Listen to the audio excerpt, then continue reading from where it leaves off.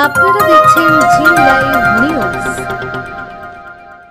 মুর্শিদাবাদের ডোমকল থানার পুলিশের দাদাগিরি। ব্যাংকের পাসবুক হারানোর অভিযোগ জানাতে গিয়ে পুলিশের হাতে আক্রান্ত ইমন কল্যাণ। জানা যায় তিনি আইআইটির প্রাক্তন ছাত্র।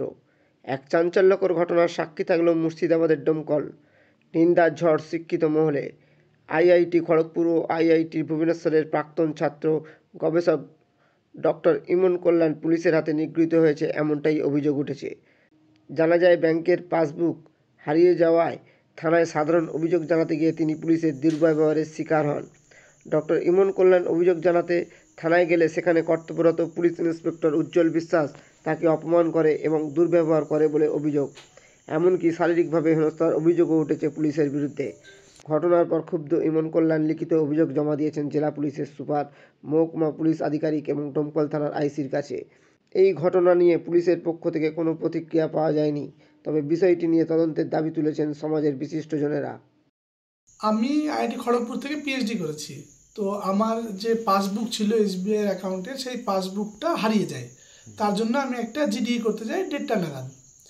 এবং জিডি করার উনি যে কাগজপত্রগুলো, সেই কাগজপত্র যিনি অফিসার ইনচার্জ ছিলেন, উনি দেখে সঙ্গে সঙ্গে বললেন যে আপনি একটা স্ট্যাম্প মেরে নিয়ে আসুন ব্যাংক থেকে। তখন ওনাকে আমি বোঝানোর চেষ্টা করি যে না, আমার ব্রাঞ্চটা হচ্ছে খড়গপুরে, তাই আমার পক্ষে স্ট্যাম্প মারা সম্ভব না। তখন উনি বললেন আমি করতে পারবো না। আমি বললাম আপনি ডিনাই করছেন কেন? তখন বলছেন তুমি জোরে কথা বলছো কেন? এবং আগের কথাগুলো উনি খুব জোরে বলছেন। তাই বললাম আমি কেন জোরে বলছি, আপনি জোরে কথা বলছেন। তখন উনি বলছেন না তুমি জোরে কথা বলছো। তারপরে থানার যে আশেপাশে স্টাফ ছিল তারা সঙ্গে সঙ্গে আমাকে ছেঁকে দেবো, না তুই জোরে কথা বলছিস, তোকে লকআপে দেবো। এই রকম বাকবিতণ্ডা একটা চলছিল। চলতে চলতে হঠাৎ করে মেজবাবু উজ্জ্বল বিশ্বাস বলে উনি আসলেন। উনি বললেন কী হয়েছে? দিয়ে আমি বললাম যে স্যার এরকম এই ঘটনা। তখন উনি আমার কাগজপত্র কই, এই কাগজগুলো বলে দেখি বলে উনি সঙ্গে সঙ্গে কাগজগুলো নিয়ে বলেন ঠিক আছে আপনি আমার সঙ্গে আসুন। আমি এবার বুঝতে পারি না, আমি সরল বিশ্বাসে ভাবছি যে ঠিক আছে উনি কাগজ নিয়ে হয়তো ঠিক করে দেবেন।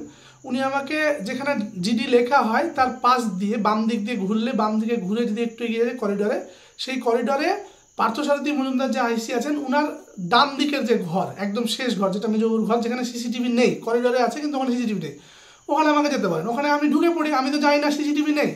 আমি ঢোকার পরে দরজা বন্ধ করেছে বেদম্মার উনি ছিলেন এবং আরও 3-4 জন ছিল, সবার নাম আমি জানি না কারণ আমি মনে করতে পারছি না।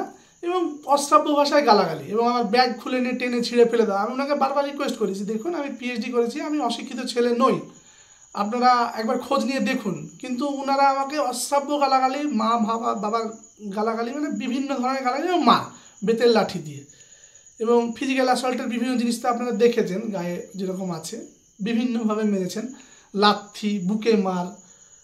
তারপরে যখন আমি ফোন বের করে মাকে ফোন করার চেষ্টা করছি তখন ফোনে মারতে যাচ্ছেন লাঠি দিয়ে, যাতে ফোনটা ভেঙে যায়। দামি ফোন, ভেঙে গেলে অসুবিধা হবে, ফোন কেড়ে নেওয়ার চেষ্টা করেন। দেখ আমি ফোনটা ঢুকিয়ে রাখি আর আমি দেওয়ালের দিয়ে কোনাতে সরে যাওয়ার চেষ্টা করি বারবার, উনি মারলে যাতে মারগুলো না লাগে আমার, মানে ফোনটা যাতে আমার না ভাঙে বারবার। তারপরে কিছুক্ষণ পর যখন অনেক মারা হলো তারপর আমি বললাম ঠিক আছে আপনি মেরে নিন আমাকে, যতক্ষণ পারবেন মারুন, কিন্তু আপনারা কাজটা ভুল করছেন। তখন উনি আমাকে আবার গালাগালি করেন এবং ওর সঙ্গে সুরজ কুমার বলে একজন অফিসার, উনি বসেছিলেন এবং হাসছিলেন। যখন আমি বললাম আইআইটির ছাত্র আমি, তখন উনি বললেন আরে আজকাল আইআইটি থেকে তো গাধার বেরোচ্ছে, মানে ওনার সঙ্গে আমি ওই চালাকি করে উনি আমাকে নিয়ে চলে গেলেন, সেটা আমি চলে এসেছি সেইটাকে মিন করে আর কি বললেন এবং হাসলেন। এবং তার সঙ্গে আরও 3-4 জন ছিলেন যারা হাসছিল এবং মেরেওছে। তারপর কি হলো, এইসব ঘটনার পরে ওনারা যখন দেখলেন যে আমি দুর্বল হয়ে গেছি, মার খেয়ে একদম ক্লান্ত, উইক হয়ে গেছি, তখন ওনারা বললেন যাও লকআপের পাশে গিয়ে বসে আমাকে লকআপে ঢোকাবো। আমি লকআপের পাশে যারা ওই বসে থাকে কয়েকদের সঙ্গে ওখানে বসানো হলো আমাকে। ইতিমধ্যে আমার মা বাবা খবর পেয়ে, আমি ফোন করি মা এবং বাবাকে, মা বাবা খবর পেয়ে আসে। এসে ওনারা যখন আমার কথা বলতে যান কেন মেরেছেন, তখন ওনাদেরকেও প্রচ্ছন্ন হুমকি দেয় যে আপনাদেরকেও এখানে ঢুকিয়ে মারবো এবং ঢুকিয়ে নেবো। এবং আমাকে বারবার, আমি মা বাবার সঙ্গে কথা বলতে যাচ্ছিলাম, ওনাদেরকে মানা করছিলাম যে তোমরা যেও না, তোমাদেরকেও কিন্তু ওখানে সিসিটিভি নেই, মারার চেষ্টা করো না। এবং আমি নজরুল ইসলাম সাহেবকেও ফোন করেছিলাম সেই মুহূর্তে যে এইরকম ঘটনা ঘটেছে। এবং তারপরে আরও দেখতে পেলাম যে সঙ্গে সঙ্গে পার্থসারথী মজুমদার যিনি ছিলেন আইসি, উনি তারপর একটু পরে বেরিয়ে এসে আমাদের এই বাকবিতণ্ডা মিটিয়ে জিডিটা নিয়েছেন। উনি বললেন আপনি জিডিটা নিয়ে নিন এবং আমি ডিপার্টমেন্টাল ইনকোয়ারি করবো, এটা বলে। আমি সঙ্গে সঙ্গে বেরিয়ে গিয়ে, আমার প্রচণ্ড যেহেতু লেগেছিলো, খুব ব্যথা করছিল এবং প্রচণ্ড ফিজিক্যাল অ্যাসল্টের জন্য আমি গিয়ে আমাদের যে জেলা হাসপাতাল আছে, মানে মুর্শিদাবাদ আমাদের যে মহকুমা হাসপাতাল আছে ডোমকলে, সেখানে এমার্জেন্সি বিভাগে গিয়েছিলাম এবং সেখানে দেখিয়ে আমি ওনার প্রেসক্রিপশনও নিয়ে এসেছি, সে মানে ওখানে দেখানোর পর ইমার্জেন্সি বিভাগে পুরোটাই নিয়ে এসেছি। এবং তারপর আমি এসডিপিও সাহেবের সঙ্গেও দেখা করেছি, ওনাকে পার্সোনালি বলেছি রিটেন কমপ্লেন আমি এখনও দিতে পারিনি, ওনাকে দেব। আর এতক্ষণ হয়তো ওনার কাছে পৌঁছে গেছে মেলের মাধ্যমে, রিটেন কমপ্লেন মানে ফিজিক্যাল যে কমপ্লেন সেটা কালকে দেব। আর এসপি সাহেবকে পাঠিয়েছি, ওটাও ইমেলের মাধ্যমে পাঠিয়েছি কমপ্লেন।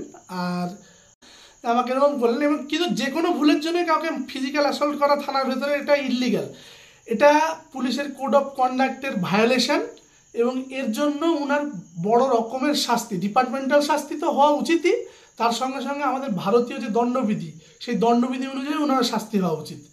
শুধু উনি না, ওনার সঙ্গে যারা যারা যুক্ত ছিলেন এই ঘটনায় তারা। এবং এই ঘটনা আমার সঙ্গে ঘটছে মানে এই ঘটনা অহরহ তার মানে পুলিশ স্টেশনে ঘটে, কাউকে ডেকে নিয়ে গিয়ে সে তো জানে না যে কোথায় মেজবাবুর ঘরে সিসিটিভি আছে কি নেই, তো সেখানে গিয়ে এরকম মারার ঘটনা তাহলে অহরহই ঘটে। আমি তো কোনো ক্রিমিনাল নেই, আমার যদি কোনো ক্রিমিনাল রেকর্ড থাকে সেটা চেক করতে পারেন। আমি শুধুমাত্র চাইছি এই ঘটনার সঙ্গে যে যে ব্যক্তি জড়িত তাদের ডিপার্টমেন্টাল এনকোয়ারিও হোক, তাদের কড়া শাস্তি হোক, এবং ভবিষ্যতে যেন এই ঘটনা না ঘটে, এবং বিচার বিভাগীয় তদন্ত হোক। বিচার বিভাগ আমাদের ভারতীয় দণ্ডবিধির যে যে আইনে ওনাদেরকে মামলা করা দরকার সেই মামলা করুক সবাই, মানে যে এসপি আছেন, যিনি এসডিপিও আছেন, এসডিও আছেন, ওনাদেরকে আমি রিকোয়েস্ট করব, এবং সেই সঙ্গে ওনাদের বিরুদ্ধে যেন কড়া ব্যবস্থা নেওয়া হয়, এবং ভবিষ্যতে যেন এই ঘটনা আমাদের ডোমকল মহকুমায় না ঘটে সেই জিনিসটা যেন করা হয়। আচ্ছা, সাধারণ মানুষকে না, আমার মতন লোক একটা, আমার বাড়ি এখানে কাছে, আমার ঢিলছোড়া দূরত্বে বাড়ি, সেখানে আমাকে না জেনে আমার সঙ্গে কোনো খোঁজ না নিয়ে মেরে দিল, যদি একটু দূর থেকে কেউ কমপ্লেন নিয়ে আসে তাকে তো মেরেই ফেলবে হয়তো লকআপের মধ্যে ঢুকিয়ে। আর আমাকে এরকম প্রকাশ্য দিবালোকে করছে, রাত্রিবেলা তো কাউকে মেরে ফেলতেই পারে পুলিশ, তো অস্বাভাবিক কিছু নয়। আমার নাম ইমন কল্যাণ।